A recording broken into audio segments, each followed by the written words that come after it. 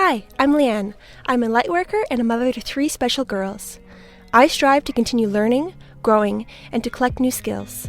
I'm a psychic medium, Reiki master teacher, and Akashic record reader and energy healer.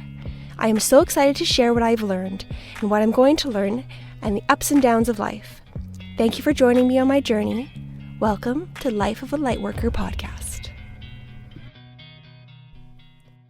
Hello, this week's card pull is from the Herbal Astrology Oracle by Andrea. I don't know how to say her last name properly. I didn't look up how to say it. It says Ayales. And I'm probably going to say it wrong because that's just how the English language works for me. Okay, so I'm going to pull one of these beautiful cards. I love this deck so much. My intention is what do the people who are listening to this right now need to hear? What do they need to know about? What message does, I feel like the earth, what message does the earth have for you right now?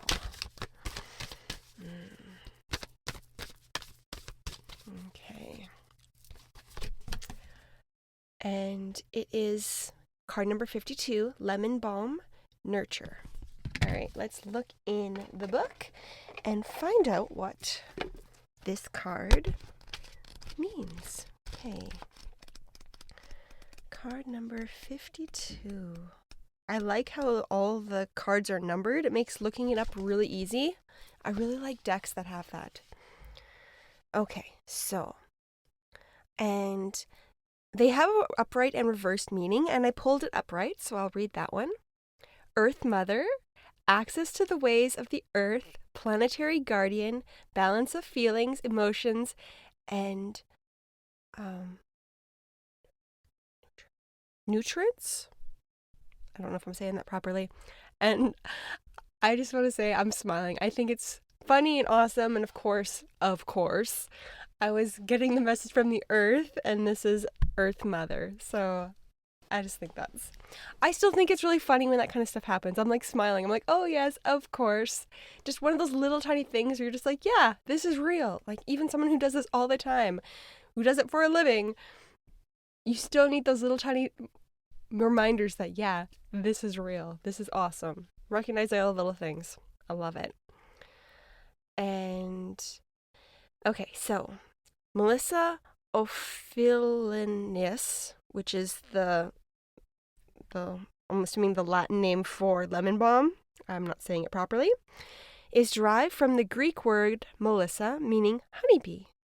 And it was planted by beekeepers at the temple of Artemis, to keep the sacred honeybee happy, both in ancient Greece and Turkey. It is believed that planting lemon balm near honey hives. Oh boy, my reading is not working today. Both in ancient Greece and Turkey, it was believed that planting lemon balm near beehives would attract honeybees and prevent them from abandoning the hive. In the Middle Ages, a sprig of lemon balm was said to staunch bleeding. In more recent history, lemon balm is used for its relaxing effects in the central nervous system, providing great relief from stress, anxiety, depressive moods. Scientific studies have also found that lemon balm greatly eases the negative mood effects from psychological stress. Various cultures held the belief that lemon balm retained mystical, soothing, and memory powers. In folklore, it is used to ward off evil and promote good health and happiness. An ancient Arab physician from the 11th century named Avicenna believed lemon balm caused the mind and heart to become merry. He introduced this herb as a cure for depression and anxiety. Lemon balm embodies the archetype of both Jupiter and its feminine counterpart, the asteroid Ceres. Ceres. I could be saying that wrong. Roman goddess Ceres rules health, agriculture, nutrition, fertility, our relationship with mother, and nutrients or lack thereof. within family relationships and the ultimate connection to Mother Earth. Series describes what we need to feel nurtured in this life and how we nurture those close to us. Like Jupiter, her qualities are jovial, supportive, and supportive to our sense of well-being and longevity. Guidance. Give yourself permission to mother the deepest core of yourself. Listen to your inner child. Retrieve the unconscious parts of your past. Forgive yourself. Liberate the inner child that has remained silent. Lemon balm assists in the reconnecting of the gentle power of nutrients. Her soft and gentle touch reminds us to connect to the Great Mother in all her shapes and forms. The medicine of honeybee is here to serve you, prompting you to ask yourself, where can I soften and receive? How can I access my inner child to access great wholeness? Honeybee symbolizes the magic of nectar, vitality, prosperity, and the great inner and outer wealth that is ahead. This was a hard one for me to read. I think it's partly the book. It just has words I don't use very often. And just my personal blocks with reading out loud when it comes to a word that I don't say often or I'm not 100% sure what to say. Yes, that's just something I gotta work through. All right, so the card is really pretty. They have a picture of a woman and she's in golden and she's got stars on her robe and there's a honeybee above her and there's a few flying around and there's the lemon balm plant all around the edge. Okay, let's see what message I received from the card. The smallest things have the biggest effect when connecting to Mother Earth.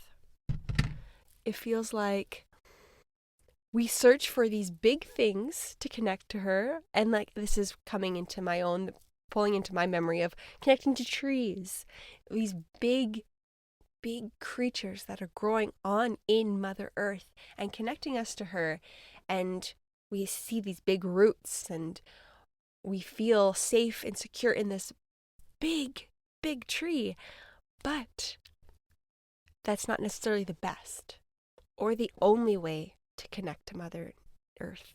I feel like the little things, like the bee, the little insects, a speck of sand, dirt, it doesn't take much to connect to her. It feels like her essence is in everything and it's equal.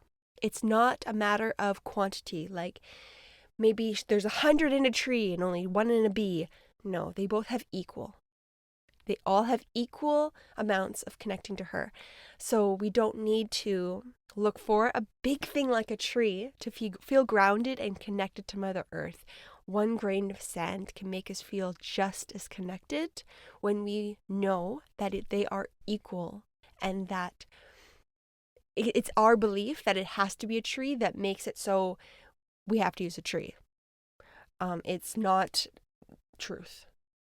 It is our belief that is making that true for us, but it's not true as in the sense of what the earth feels and believes is true.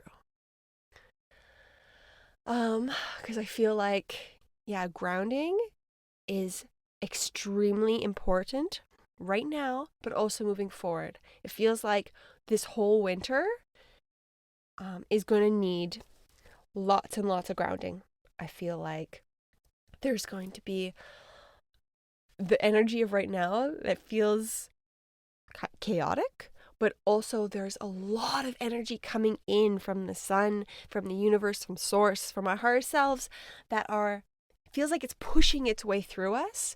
And when that happens, when it's not something that we just gently grab and take as we need, when it's more of like, this is happening now, whether you like it or not, our souls said, yes, we want this, but our 3D physical selves aren't asking for it per se. And it is coming in, and it's going to overwhelm us and make it hard to function if we don't ground. Grounding is essential. So this is a reminder that we don't need to have the green grass and the awakened trees in order to ground us. We can use all parts of Mother Nature, all parts of the earth. It doesn't need, just because there's snow on the ground doesn't mean that we can't ground or that it's harder to ground. I feel like that is a belief that I have held, that it's harder to ground in the winter. That is not true. We can use all parts of her at any time, and it will be equal. What we need to do is spend the time to connect with it in order for it to work. And sometimes in the winter, we don't spend the time because we don't want to be outside because it's cold. So bundling up is important, but also you can look out a window. You can be inside, visualize yourself outside, and that will work as well. So it doesn't need to be just in the summertime, or you don't have to actually physically do it. You can mentally do it, because what you imagine, what you picture in your mind it works equally well, as long as you believe it does. So that's the key part for that. And I'm going to feel into it and go into the Akashic Records and see if there's another message that wants to come out through this. When I went into the Akashic Records, I had this I was searching and searching, and then I had this moment of stillness, and then I heard, "We are the earth. We are the moment. We are the honeybee. We are the tree." It's not taking a piece or visualizing a piece of the earth that connects us to the earth. We are a connection to the earth. We do this ourselves, honoring, acknowledging that we are connected to the earth. We have a direct line to her. We can ground ourselves through our physical bodies.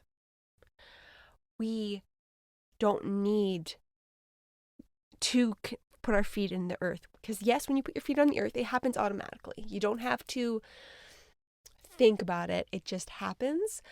But when we connect with ourselves, we have to have the intention for it to flow, because we otherwise stop it. It feels like we are self-contained, and allowing that energy to flow out of us into the earth, that takes those downloads, the energy that we've been receiving into our crown, fully pulls it into our bodies and then into the earth, because the earth is getting those downloads and upgrades as well.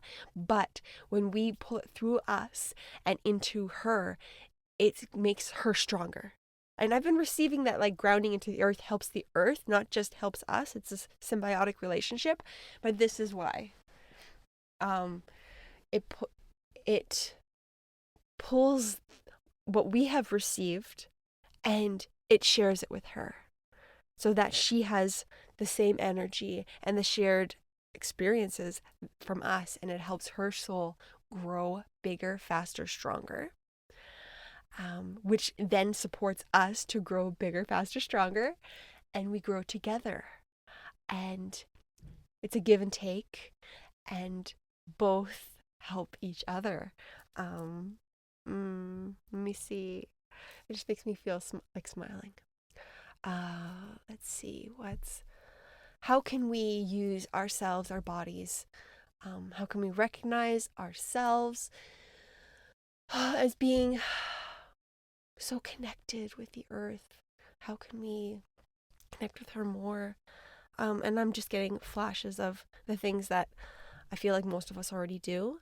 Like taking a bath, going into a lake, connecting with water, all the elements, having a fire, burning a candle, standing in the wind.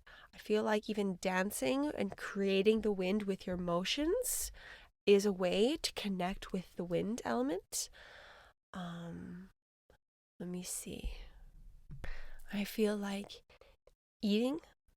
I feel like taking what has been grown on the earth or in the earth and ingesting it is a way to connect to that element as well, the element of earth. And I feel like Mother Earth encompasses all of the elements. I know tradition, like the way in my mind it goes that earth is connected to Mother Gaia, but I feel like she encompasses all of the elements. Let me see. It's the intention. Setting intention and honoring it by it's the recognition and the gratitude towards these things, these simple acts that make them, for lack of a better word, like holy or sacred. And then when we connect to them, it connects us to her. Let me see what we can make every part of our lives when we have the intention of connecting to her, of living as a part of her, living for each other, helping each other, and living as a whole, as a unit. When you have that intention, then you start living that way. I feel like to get into the habit, setting the intention maybe every morning or a certain time of day, and then you start bringing that into more parts of your life, and you say it in your mind over and over, like throughout the day, and then it becomes second nature. That when you are making your food, you are thanking the Mother Earth. I feel like visualizing the plant growing in her, on her, and then you can see it in front of you, and then you prepare it and you put it in your body, and you know that that energy of her is in you and it is helping you, and feeling that energy pull through you. I feel that's a great way to connect with her, when you can take any action you're doing and breathe that intention into it. Like right now I'm talking, I'm breathing the air in, I'm breathing in her air and putting it into my lungs, and I am not just letting it, I am embracing it, and having it flow through me, and feeling her come to each one of my cells as that oxygen is delivered, and imagining that for a moment and giving gratitude for that. And you can start small. You can pick one thing, do it daily, and grow from there depending on how you feel. Go by it shouldn't be a chore. It's something that when you do it, you feel good, so you want to do it more often. That's how it should be. I'm going to say should, because should is always quotes, but it's not something that is meant to be a drain on you, and it's not supposed to be annoying. Ugh, I have to do this. Yes, sometimes, there's one thing I have to do, but when you do it, it feels so good and it's so quick that you want to do it more often because it is so quick, so easy. It could be anything. Use your creativity. Pick one little thing to visualize this for. Go from there. Let me see if there's anything else that can help us incorporate this further into our lives.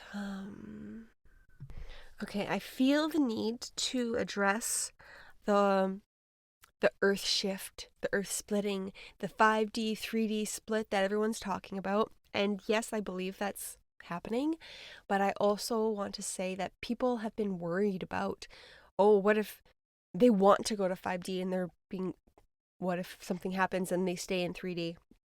I want to say it doesn't matter.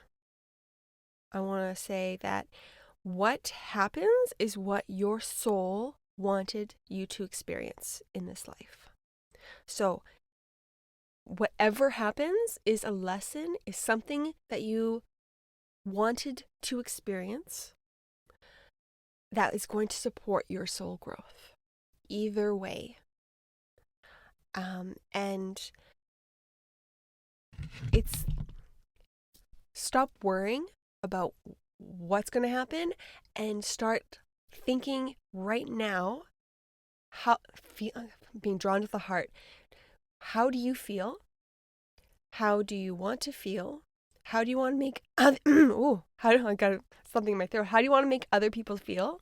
As in, when people are around you, how do they feel? Not you doing things to make them feel better, but when they're in your energy, when they're around you, how do they feel? And think about that. So we're living from the heart. You're making decisions and choices externally, but also internally, of your thoughts and your feelings going into your heart. And this isn't thinking, feeling, doing all good, in quotes, high vibe. This is being true to yourself right now of what needs to be felt. All emotions are good. Don't discredit the ones you've quotation put in the bad brackets. All are good. And feel all the emotions. What part that might be quote unquote bad is when you put blame onto these emotions, when you put guilt, when you put shame on the emotions. That's the thing that makes it bad or like quote unquote low vibe, is what we put onto those emotions. So feel what you feel and honor them and walk in the world as authentically as possible, in the sense that what you feel in your heart is what you project out. And I'm not saying if you're sad or you feel angry that you make other people feel sad or angry. It's saying, it's honoring them that I feel this. This is how I am showing up, and honoring it. And the more you honor it, the faster the emotion will move through you, and you will feel something different, or feel the next stage, feel how you're supposed. I'm gonna say supposed to in quotations, what your soul wants you to move through next. Because I feel like our soul originally is happy and joyous and loving, and we come here to experience the sadness and the anger, the grief, the low things, but our natural state is the happiness and the joy and the love. So we move through these quote unquote low vibe energies, or the bad energies in quotes, emotions, because they're not bad at all. We're here to experience them, and then once we experience it, we go back to our natural state of being the happy, because that is our soul's natural state, and it can't experience those other emotions unless they're here with us. So of course they're going to want to feel them, because they're not used to feeling them. They want to have that experience. So don't deny your soul what they want. They want to experience it. So experience it. The more you honor it and acknowledge it and fully immerse yourself in it, the faster it will go through, so that you can be your natural state. Because you need to go through all the stages of experiencing it. Otherwise, it's not complete, and it's going to keep coming up until it's complete. So allowing yourself to feel it completely will allow you to feel good again. In the general sense. Of course, everybody is going to be a little bit different. Everything's a little nuanced. It's not just easy peasy. Feel it, because when you've been repressing it for so long, it's extremely difficult to feel it, even if you want to. It's a process. You got to do and everyone's process is going to be different, and it's not easy. And this definitely resonates with me, because let me see, on the 30th, so that was like 18 days ago, my ribs were broken. My 9-year-old was walking backwards towards me, and we were gonna go cuddle on the floor on the carpet, but she just decided to walk backwards for fun. She tripped, and her over 90-pound body, her bum, landed right on my chest. So my sternum and the cartilage around and the ribs, nothing's out of place. Nothing is poking in or anything, but there's definitely things broken, because there's hurt, injured. There's lots of injured things there, because it still bothers me. Anyways, but that's something that had to happen because I wanted to move through my blocks quickly. There was things stuck in my ribs that I've been trying to pull out and heal, and I'd get glimpses, but then it kept sneaking back in, and I wanted to move through it quicker. And so this had to happen in order for me to move through it quicker. Without it, it would have taken much longer.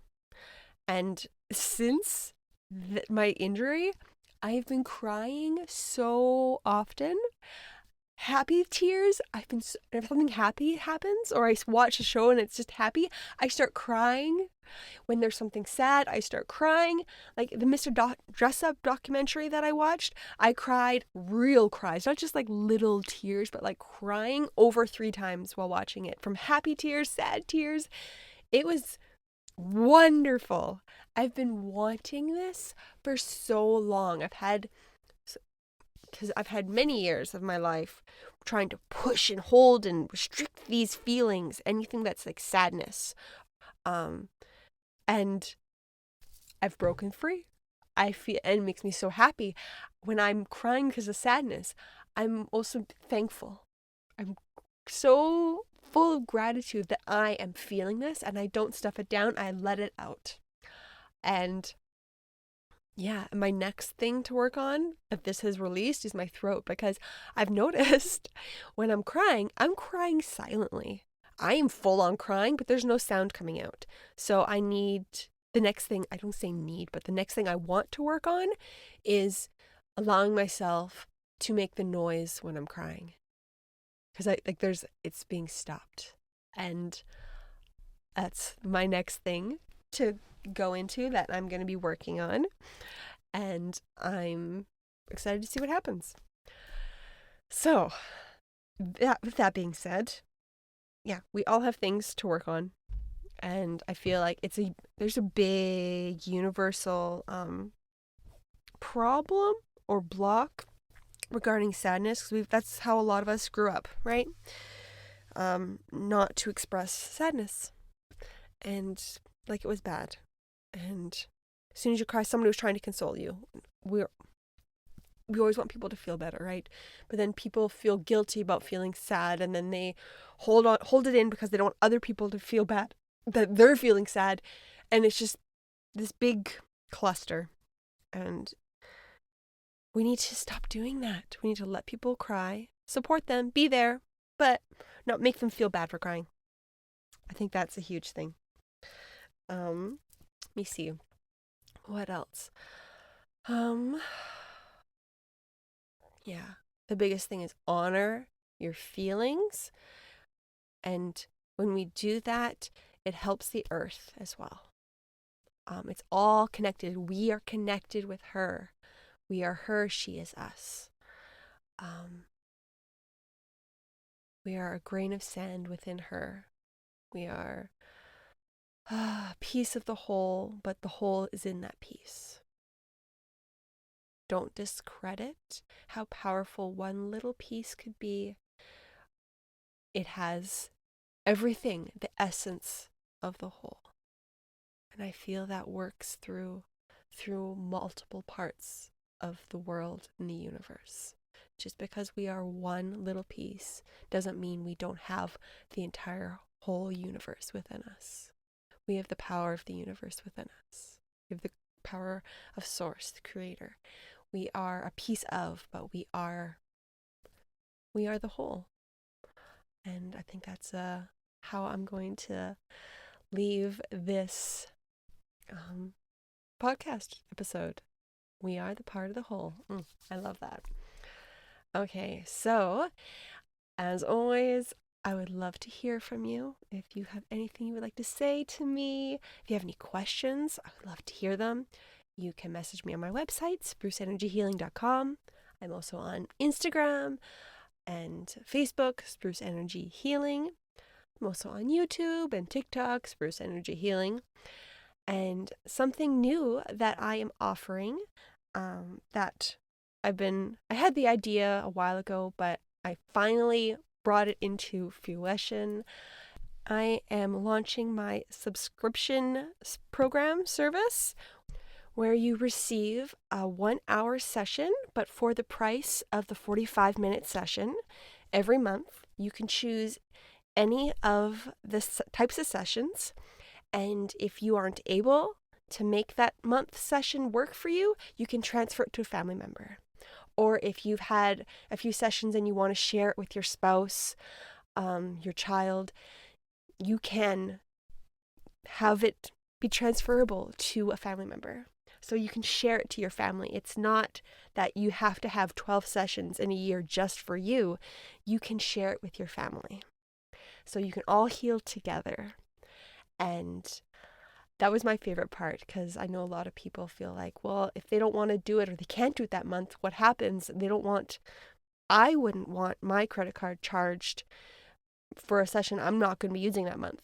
So to make that feel better in my body, I decided to do it to make it transferable within the family. So you book the session, and then you can give your link to your loved one, and they can go for the session. So that's one thing I'm kind of excited about. I think it's going to be really nice, and I hope you guys check it out. I think it'll be a lot of fun. So I hope all of you have a wonderful week. I look forward to talking to you next time, and take care, everybody. I love you.